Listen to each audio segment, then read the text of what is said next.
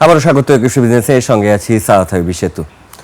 যুদ্ধবিরতির ঘোষণায় ব্যাপক দরপতন হয়েছে বৈশ্বিক জ্বালানি তেলের বাজারে। একই দিনে তেলের দাম কমেছে অন্তত 14%। প্রতি ব্যারেল প্রতি দাম নেমে এসেছে $90 ঘরে।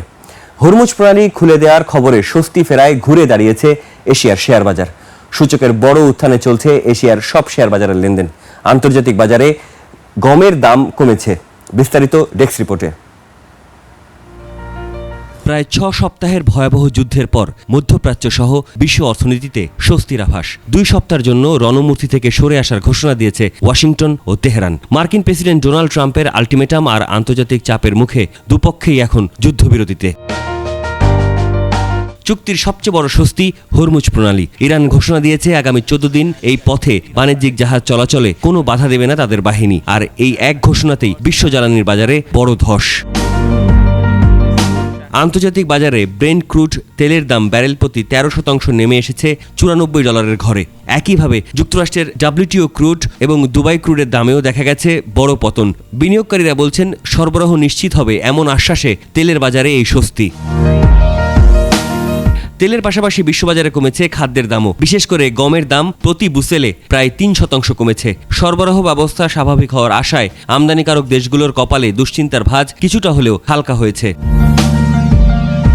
এশিয়া ও প্রশান্ত মহাসাগরীয় অঞ্চলের শেয়ার বাজারে ঊর্ধ্বমুখী প্রবণতা দেখা যাচ্ছে। জাপানের নিক্কির সূচক 5%, দক্ষিণ কোরিয়ার সূচক কসপি প্রায় 6% বৃদ্ধি পেয়েছে। বোম্বে স্টক এক্সচেঞ্জের প্রধান সূচক সেন্সেক্স একই দিনে প্রায় 2884 পয়েন্ট বা 3.87% বেড়ে 77,501 পয়েন্টে পৌঁছেছে।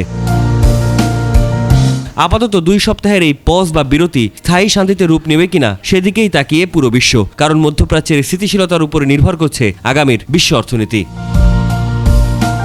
সাদাত হাবিবি সেতু, একুশে টেলিভিশন, ঢাকা। বিশ্বের ইতিহাসের সবচেয়ে বড় আইপিও নিয়ে আসছে ইলন মাস্কের স্পেসএক্স। বহু প্রতীক্ষিত আইপিওর বিস্তারিত বিবরণ তুলে ধরেছে প্রতিষ্ঠানটি।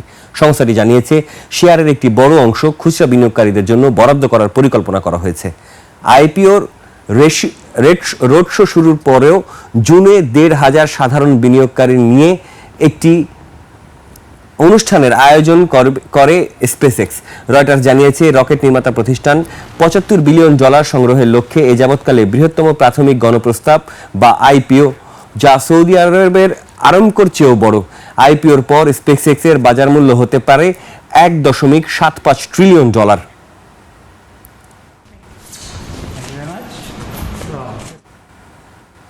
দেশের বাজারে আবারও বেড়েছে উড়োজাহাজের জ্বালানি জেট ফুয়েলের দাম। নতুন দামে অভ্যন্তরীণ রুটে প্রতি লিটার জেট ফুয়েল 202 টাকা 29 পয়সা বেড়ে করা হয়েছে 202 টাকা থেকে বাড়িয়ে করা হচ্ছে 227 টাকা 8 পয়সা। একইভাবে আন্তর্জাতিক রুটেও প্রতি লিটার জ্বালানির দাম বেড়ে দাঁড়িয়েছে $1.4806 মার্কিন ডলার। এর আগে গত 24 মার্চ বড় পরিসরে বাড়ানো হয়েছিল জেট ফুয়েলের দাম।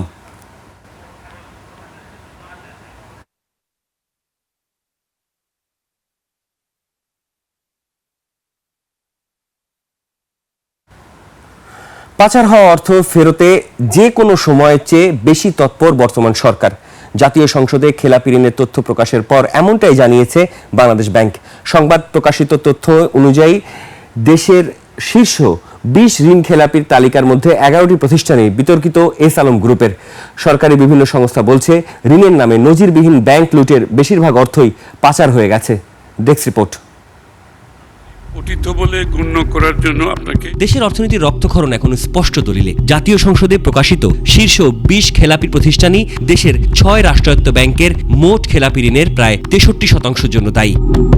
আর এই তালিকায় একচ্ছত্র আধিপত্য এস আলম গ্রুপের। 20টি প্রতিষ্ঠানের মধ্যে 11টি এই বিতর্কিত গোষ্ঠীর। S Alam super edible oil, vegetable oil থেকে শুরু করে কোল্ড রোল্ড স্টিল তালিকার পরতে পরতে কেবল একটি নামে ঘুরপাক খাচ্ছে। বছরের পর বছর রাজনৈতিক প্রভাবে এসব ঋণ পুনঃ তফসিল করা হলেও তথ্য বলছে এই 11 প্রতিষ্ঠানের মাধ্যমেই ব্যাংকিং খাত থেকে বের করে নেওয়া হয়েছে হাজার হাজার কোটি টাকা। 5 আগস্ট পরবর্তী সময় বেরিয়ে আসছে থলের বিড়াল। আমরা 36% যেটা সেপ্টেম্বরে আমরা ফিগার ছিল সেটা 35.73 জিনিসটা অলমোস্ট, সেটা আমরা আমরা 30-তে নেমে আসছি অলমোস্ট, সেইটার জন্য এটা রিকভার এখানে কিছু নীতি সহায়তায় কাজ করেছে। তবে শুধু খেলাপি ঋণেই সীমাবদ্ধ নেই এই সিন্ডিকেট। ঋণের ছদ্মবেশে বিদেশে হাজার হাজার কোটি টাকা পাচারের সুনির্দিষ্ট অভিযোগ এখন এস আলমের বিরুদ্ধে। বাংলাদেশ ব্যাংক বলছে পাচার হওয়া এই অর্থ উদ্ধারে ইতিমধ্যেই কাজ শুরু করেছে বিশেষ স্টোলেন অ্যাসেট রিকভারি সেল। যেহেতু একটা ক্লেইমের ব্যাপার আছে, জিনিসটা ব্যাংকগুলোকে তো প্রথমে ক্লেম করতে হবে যে আমার টাকাটাই হচ্ছে এটা পাচার হচ্ছে, সেই দাবিটা, এবং সেগুলো নিয়েই এই কোম্পানির সাথে নন ডিসক্লোজার।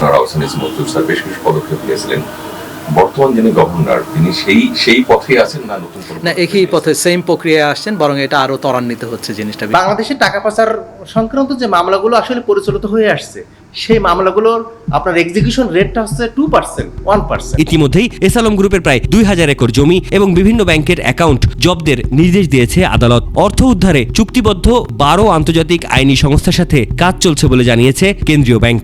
কনসালটেন্ট কাজ করছেন, উনি এটা একেবারে ছক নিয়েই করেছেন এবং এটা নিয়েই সামনের অলরেডি কাজ করছেন, যাদের সাথে যে সমস্ত ফরেন কোম্পানির সাথে আমাদের এটা একটা এনডিসি নন ডিসক্লোজার এগ্রিমেন্ট যেটা দিয়ে করা হয়েছে। সম্মিলিত একটা প্রচেষ্টা থাকে, অনলি দেন এটা পসিবল হবে, বাট পসিবল হওয়াটাও খুব ডিফিকাল্ট। ফিলিপাইন পারে নাই, ব্রাজিল পারে নাই, পৃথিবীর কোনো রাষ্ট্রই 10%-এর বেশি কিন্তু টাকা ফেরত আনতে পারে না। এই ধরনের টাকা পাচার করেছে বা এটা হচ্ছে সেই বিষয়ে এক ধরনের ব্যবস্থা। আরেকটা হচ্ছে বিজনেসটা, এখানে বিজনেসটাকে রিভাইভ করা জিনিস। এখন প্রশ্ন, এস আলমের মতো রাঘব বোয়ালদের থেকে টাকা উদ্ধার হবে তো, নাকি আবারও আইনি ফাঁকতালে লুটপাটের মহারাজ থেকে যাবেন ধরা ছোঁয়ার একেবারে বাইরে?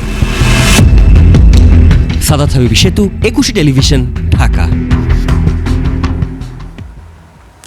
নিজেদের জমানো টাকা ফেরত পেতে বাংলাদেশ ব্যাংকের সামনে বিক্ষোভ করছেন সম্মিলিত ইসলামী ব্যাংকের কয়েকশো গ্রাহক। মাসের পর মাস ঘুরেও আমানত না পেয়ে ক্ষোভ উগরে দিয়েছেন তারা।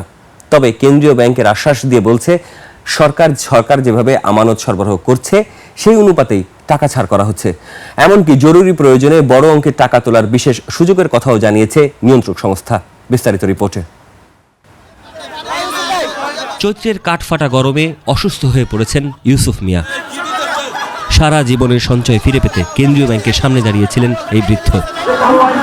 সম্মিলিত ইসলামী ব্যাংকে জমা রাখা এই টাকা এখন যেন সোনার হরিণ। সারা জীবনের উপার্জিত শেষ সম্বল ফিরে পেতে কেন্দ্রীয় ব্যাংকের সামনে সবাই। মাসের পর মাস আমানত তুলতে পারছেন না তারা। অগত্যা ফের নিয়ন্ত্রক বাংলাদেশ ব্যাংকের সামনে। ব্রাঞ্চে দিনের পর দিন যাচ্ছে, আমাদের চিকিৎসা বন্ধ, ঘর ভাড়া বন্ধ, বাচ্চাদের পড়াশোনা বন্ধ। আমাদের আমানতগুলো ফেরত পাইতেছে না। আমাদেরকে গরম পানি যদি ঢালে আমরা দাফনের কাপড় পরে এখানে সুইসাইড করব। আমি টাকা খরচের জন্য উঠাইতে পারতেছি না, এর চেয়ে দুঃখ আর কি আছে রেমিটেন্স যোদ্ধাদের জন্য। মঙ্গলবার যখন কেন্দ্রীয় ব্যাংকের সামনে আমানতকারীরা, তখন দাবির মুখে আবারও ধৈর্য ধরার আহ্বান কেন্দ্রীয় ব্যাংকের। আর্থিক খাতের নিয়ন্ত্রক সংস্থাটি জানিয়েছে সরকারি বরাদ্দ অনুযায়ী পর্যায়ক্রমে টাকা ছাড় করা হচ্ছে। আমানতকারীরা যথেষ্ট ধৈর্যের পরীক্ষা দিয়েছে, তারা ধৈর্য ধরেছেন, তো ওনাদেরকে আরও একটু ধৈর্য ধরার জন্য পরামর্শ দেওয়া হচ্ছে। প্রতিটা ব্যাংকের অ্যাডমিনিস্ট্রেটরকে 10 লক্ষ টাকা পর্যন্ত দেওয়ার একটা এখতিয়ার ওনাদেরকে দিয়েছেন। যদি কারো কোনো এক্ষেত্রে মানে বাধাগ্রস্ত হয় বা না পেয়ে থাকেন, তাহলে তারা বাংলাদেশ ব্যাংকে যোগাযোগ করতে পারে। কেন্দ্রীয় ব্যাংক জানিয়েছে 5টি ব্যাংকের একীভূতকরণ চলছে পুরোদমে। নতুন এমডি নিয়োগের বিজ্ঞপ্তি দেওয়া হয়েছে এবং চেয়ারম্যান নিয়োগের প্রক্রিয়াও চূড়ান্ত পর্যায়ে। এছাড়া পরিচালন ব্যয় কমাতে 5 ব্যাংকের যেসব শাখা ভাড়া অফিসে চলছিল সেগুলো পর্যায়ক্রমে বাদ দেওয়া হবে। বিজ্ঞাপন দেওয়া হয়েছে, অ্যাপ্লিকেশনের সংগ্রহ হয়েছে, সেগুলো প্রসেসিং চলছে।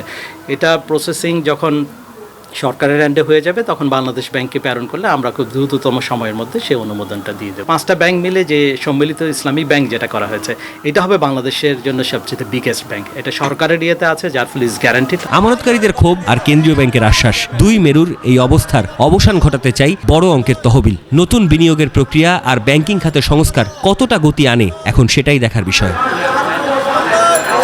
সাদাত হাবিবি সেতু, 21 টেলিভিশন, ঢাকা। দর্শক, নিচ্ছে একটা ছোট্ট বিরতির পর দেশের তথ্য প্রযুক্তি খাত নিয়ে আমরা কথা বলবো বেসিসের সাবেক পরিচালক রাশাদ কবিরের সাথে। ততক্ষণ সঙ্গেই থাকুন।